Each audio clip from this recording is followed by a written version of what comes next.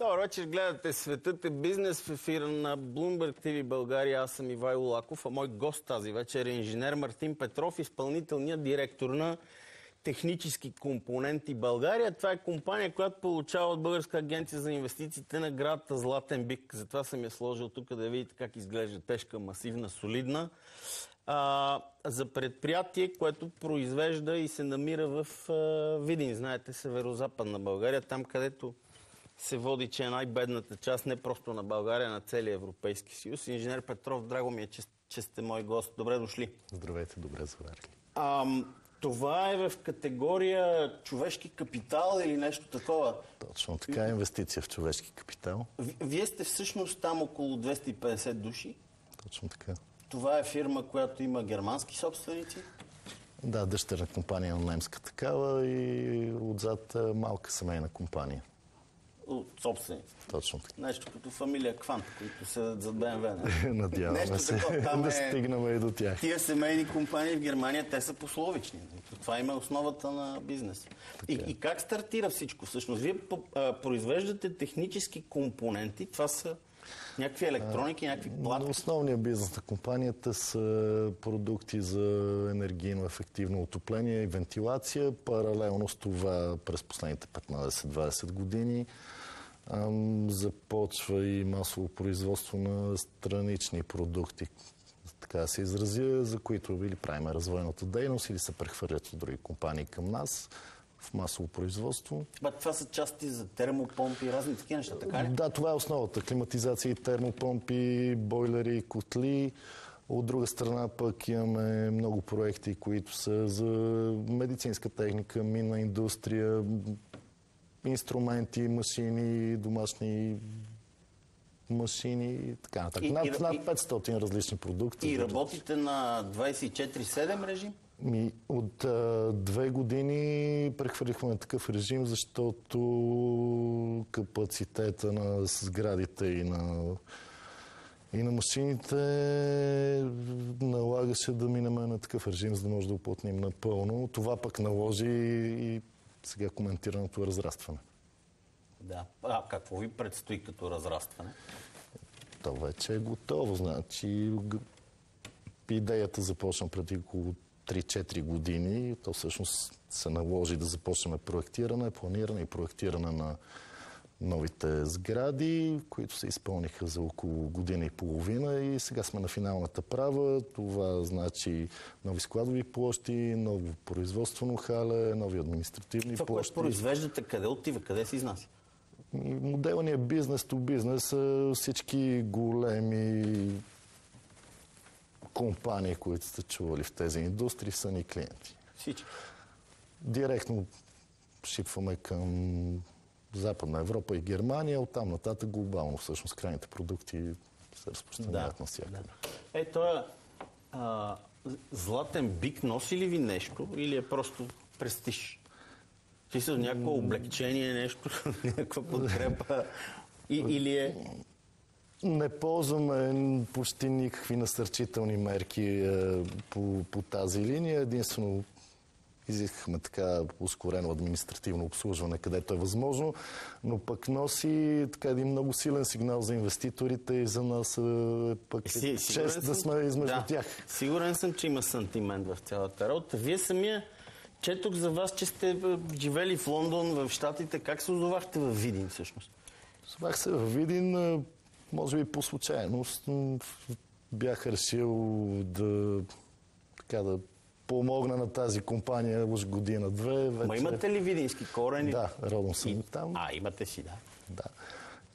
Малко чужбина, след това в София, както казах, помислих го така като авантюра за няколко години във Видин да помогна на компанията и вече 16-та година или 17-та сме там. Нещата се развиха доста стремглаво и за компанията, и за мен лично. Добре, как гледате на тия като икономическа ситуация, защо Северо-Запада се води за най-беден, защо там нещата не се случват, защо при вас се случват, а при други не, например? Защото може би бизнес средата и климата е по-специално там сега и на национално ниво и на локално. Явно няма достатъчно насърчения за това да се случи. Ние сме немска компания, дисциплинирана, разчитаме на собствени сили основно. Че може би това е един от отговорите. Това е модела, който трябва да се гони там, защото знам, че има планове за индустриални зони, за не знам си какво си, но нещо не знам как ще се случи. Да, поне статистиката не е цветуща.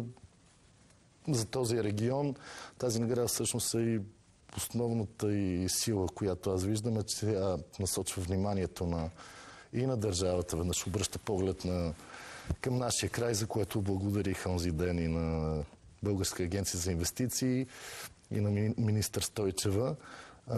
За първи път компания от Северозапада и от Видин специално получава такова отличие. Второто важно е, че дава един сигнал на други компании, на други инвеститори, че това е възможно, защото едно да си първи, а вече когато имаш положителен пример и то дългосрочен, като надявам се сме ние, и то добър такъв, би трябвало това да стимулира малко така е, първият отпред обира вятъра и другите след него са по-назавет. Нещо такова е.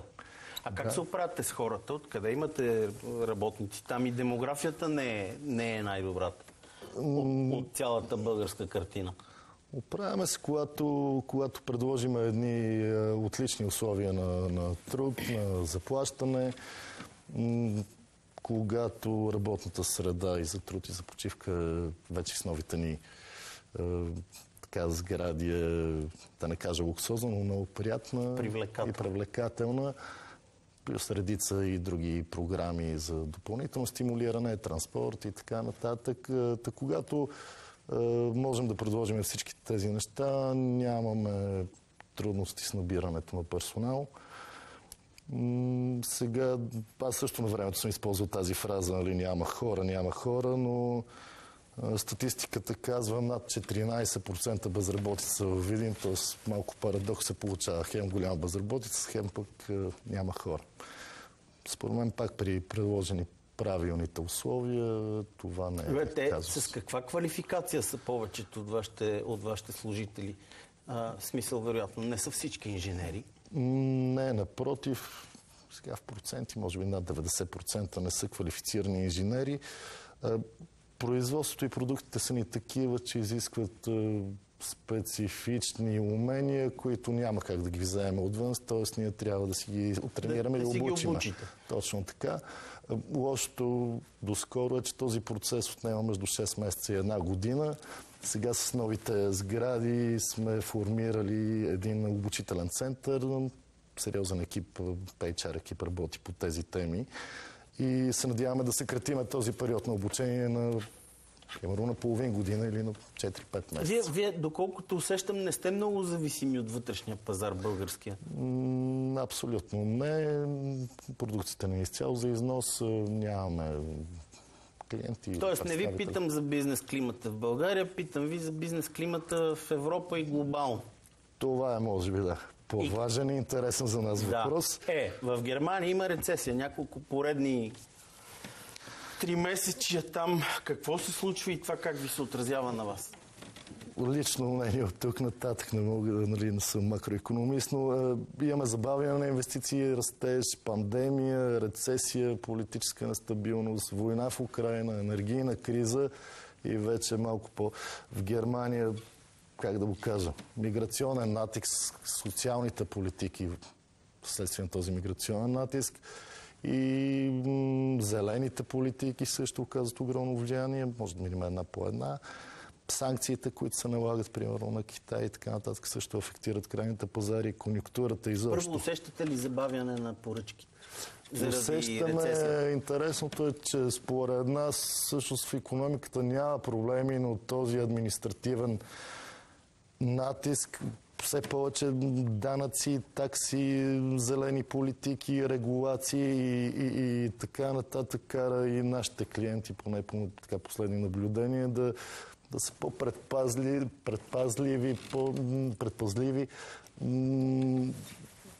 Доколкото е възможно, можете ли да влезете в малко по-голям детайл? Как точно зелената сделка, да кажем, и тия свръхстроги климатични регулации стремеж към Net Zero и прочие неща се отразяват в конкретика на един бизнес и едно производство като вашето?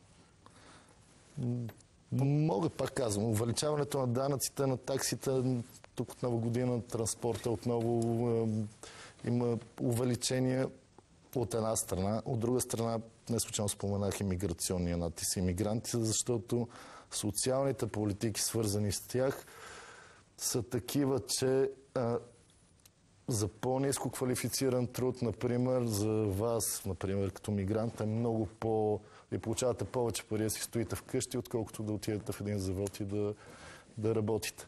От една страна, другото увеличение пак и финансов натиск върху компаниите, разбира се, оказва негативно въздействие. Аз ще дам един пример. Вчера си направих труда и то от нашата индустрия. Компанията AMSL е нидерландска компания, която е топ и единствения производител на последно поколение и чипове и процесори, но и на машините, които произвеждат тези последни поколения чипове и процесори.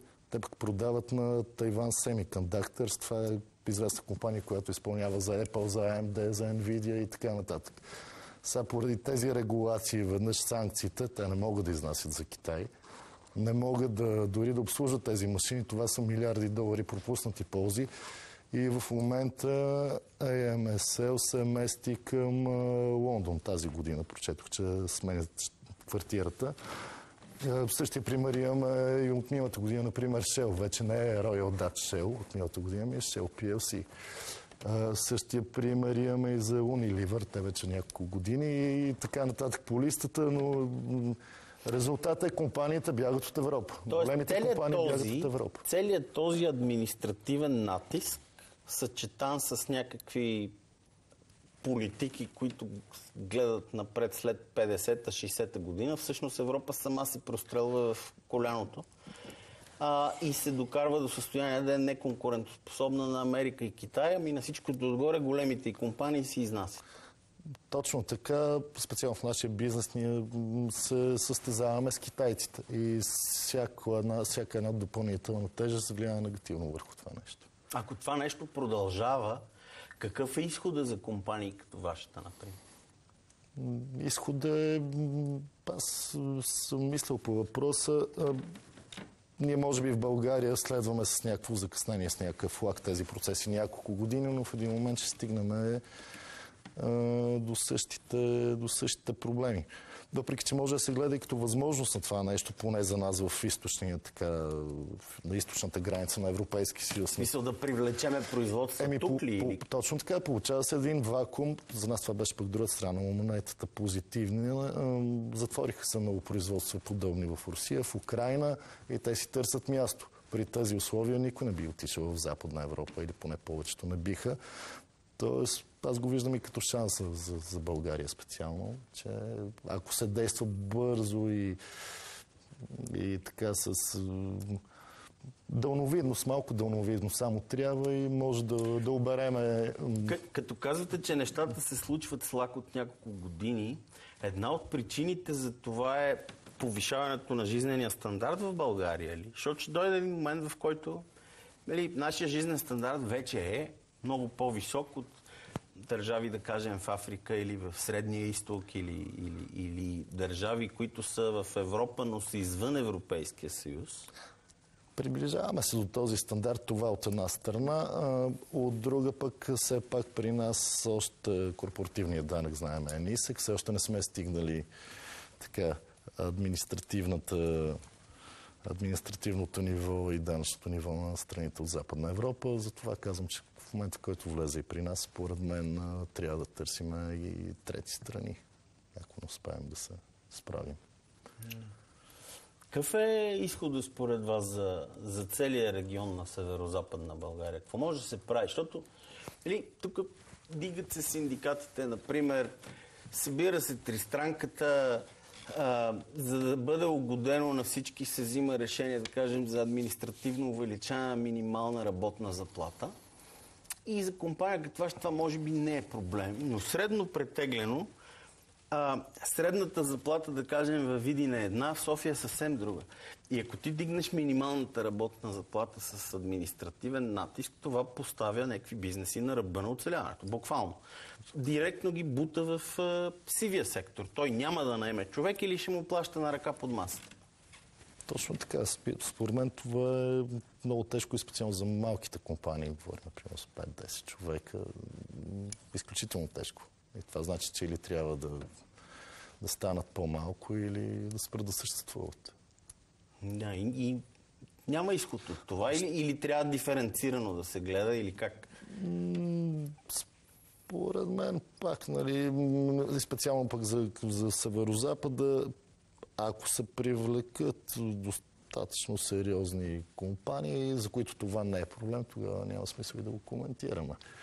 Тоест при една съвсем нормална някаква политика, защото според мен няма такава, някакви насърчителни мерки, добрите примери. Добре, вие като сте с германски собственици, вие ежедневно сте в контакти на телефона и на видеоколове и предполагам, че е така. То няма как да е по друг начин. Точно така. Какво може да се направи така, че и други такива да дойдат? Какви са тия насърчителни мерки, за които говорите? Какво трябва да направи държавата? Какво трябва да направи Агенция за инвестиции? Те ми гостуваха скоро. Его биха тук, той е прекрасен, ама едно е статуетка, друго е да ти кажат, ето ти парцел, ето ти инфраструктура, ето ти данъчни облегчения за първите 5 години. Импровизирам. Тъй като предприятието ни е точно на Дунав мост, т.е. така от офиса имаме поглед. Виждаме Румъния на 2 километра. Там, например, насърчителните мерки са парцели, изградена инфраструктура, 5 или 10 години, не мога да кажа в точност, но около 10 години мисля, че е срока, в който, нали, данъците, осигуровките и така нататък. Нормалните насърчителни мерки за всеки бизнес се предлагат. Тоест, вие дали ще дойдете във Видин и ще отидете от среща на 2 километра, където се предлага това нещо. В Калафат. Например. Да. Южна Румъния беше на времето един така от най-изостаналите региони, в момента друга държава. Как виждате бъдещето на компанията, която управлявате 5 или 10 години напред? Какво си представяте? Представяме си следващите 5 години, например, след 5 години да започнем следващия такъв проект. Дай Боже, в пъти по-голям. А от гледна точка на изкуствен интелект и роботи, автоматизация, вярвате ли, че скоро роботите и AI ще заменят хората? Особено тези, които са на по-нисък... Що касае роботите, аз дадох пример. Всичко, което може да бъде автоматизирано, при нас е автоматизирано, но има и неща, които не могат да бъдат автоматизирани. За сега. Или не си заслужава икономически най-изгодно. А що касае AI, изкуствен интелект, аз го възприемам по-скоро като един инструмент, помощен инструмент. Не мисля, или дори да отнеме някакви работни места, то ще възникнат други. Винаги аз и на децата давах пример на времето, когато измислям комбайна, разбира се, там 100 жетвара, вече не са били жетвари, но нищо. Единственото, което се е случило, че имаме повече продукция на по-ниска цена. Тоест живеем по-добре. Подобряваме си качеството на живота.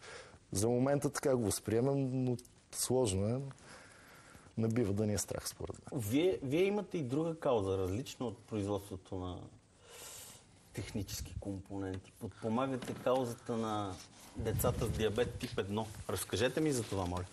Не само. Аз така, когато имам свободно време, се занимавам и с благотворителни каузи. От 13 години съм член на Lions движението. В момента съм член на Lions клуб Дунавски братя. Участвал съм в стотици каузи и проекти, но да, ще отбележа два от тях, които така бяха на национално и на международно ниво. И едната от тях се казваше България срещу диабета. Там в резултат на 4 годишна работа, хиляди хора, всъщност резултата беше реимбурсация на сензори за измерване на кръвната захар, които до тогава не се финансираха от здравната каса. Резултатът е 1200 медицински лица в детските заведения, градини и училища, които в момента са сертифицирани и обучени да работят с такива деца, защото допреди това тези деца или трябваше да стоят вкъщи с родителите, или резултатът е над 10-12 хиляди скрининга. Резултат са провеждали сме диабетни лагери за родители, за да обучим и родителите, защото някои са в част, но някои всъщност не са достатъчно запознати с това заболяване. И така, това ще касае България срещу диабета. Мисля, че се получи много хубав национален проект и то успешен, и то за кратък срок. Ние предполагахме, бяхме си дали срок около 5 години, но всъщност старта се случиха за около 3. Да. Хиляди хора се включиха и помогнаха. Другия такъв проект, който съм така изключително гор с него и го харесвам, се нарича Kili for Kids, той е международен. И идеята при него беше да се изгради училище за деца в неравностойно положение в Кения, за което пък направихме някои изкачвания на върхове. Ще разкажа, може би, ако имаме време и за тях. Хубавото там е, че... То пък в Кения. Защото на германско ниво се случва. Не, така се получи идеята. И всъщност аз в начало също се запитах. След това питаха ме и журналисти, нали, защо не може ли го направите тук. Ние тогава генерирахме около 100 или 150 хиляди долара, които един фонд удвои, но в крайна сметка с 200 хиляди долара или плюс-минус и за 11 месеца. Ние миналата година присъствахме на откриването, не видяхме децата, които влизат там. Тоест, кажете ми в България, нали, проект, който с стотина хиляди и за 10-11 месеца ще видите резултата, нали, от почването до крайния резултат. Това така ни стимулира да продължим този проект и през миналата година, когато отидохме на планината Кения, пак голяма експедиция за генериране на средства. Там и дъщеря ми се присъедини, беше на 13 години. Което пък ще бъде, надявам се резултата да го видим още тази година, сиропиталище за деца обиноси, и този път в Танзания. Там темата е дълга, тежка и тъжна, но се надявам да видим резултат още тази година. Добре, а България, виждате ли перспектива за нашата икономика? Питам по този начин, защото се говори, ама то звучи като общи приказки. Как трябва да вадим повече добавена стойност от нещата, които произвеждаме? То може би бавно се случва на разни места и в IT-индустрията, и в компании като вашата. По-сложни продукти все повече се надграждат и добавената стойност расте, но имаше коментари, че тия шлемета, които се случват в България, образно казано, трябва да бъдат прекратени, да търсим повече пари, да създаваме повече неща тук у нас и че досегашния бизнес модел, който гледаме през последните 30 години, т.е. от последните 20 да го кажем, е горе-долу поизчерпал своя капацитет. Какво виждате за България като държава? Самото го споменах поне по нашата линия, че може бързо и ефективно да вземем едно място в този вакуум, който се получи сега. В смисъл проблеми на запад, проблеми на изток. Ние сме в перфектната географска ситуация и със съвсем малко усилие може да направим нещо изключително позитивно и реално. Другото, след като споменахме Африка, пък, например, не е толкова далечни континенти, където има за момента безкрайно много ефтини ресурси, и работна ръка и потребители. И при тях също аз си го представям, там леко така бизнеса върви след политиката, но дори едни такива търговски и политически контакти веднага биха последвали някакви Ние просто трябва да възстановим присъствието си в тези държави. Той е достатъчно. Последните 30 години тия отношения ги позанемарихме, а това беше грешка. И това са необятен пазар, необятен източник пък на ресурси и работна ръка, т.е. двустранно, мисля, че е печелившо за всички страни. Просто трябва някой, нали, да реши да отиде. Пак казвам специално за Африка, там по-специфична е ситуацията. От една страна лесно, защото просто трябва политическа или търговска визита. Е предостатъчно да тригерира последващите процеси. Добре, благодаря ви много. Желая ви успех Благодаря ви и за каузата, с която сте се захванали, защото разбира се имам личен сантимент по темата, също казвам си го директно. Радвам се, че сме помогнали. И така, пазете се и бъдете здрав. Успешен бизнес, давайте пример в Видин и така. Благодаря. Успех! Инженер Мартин Петров е това изпълнителният директор на Технически компоненти България, предприятие, което работи във Видин. Той ми гостува в Светът е бизнес. Дано да сме ви били интересни. Това беше всичко от мен за тази вечер. Вие останете с програмата на Bloomberg TV България.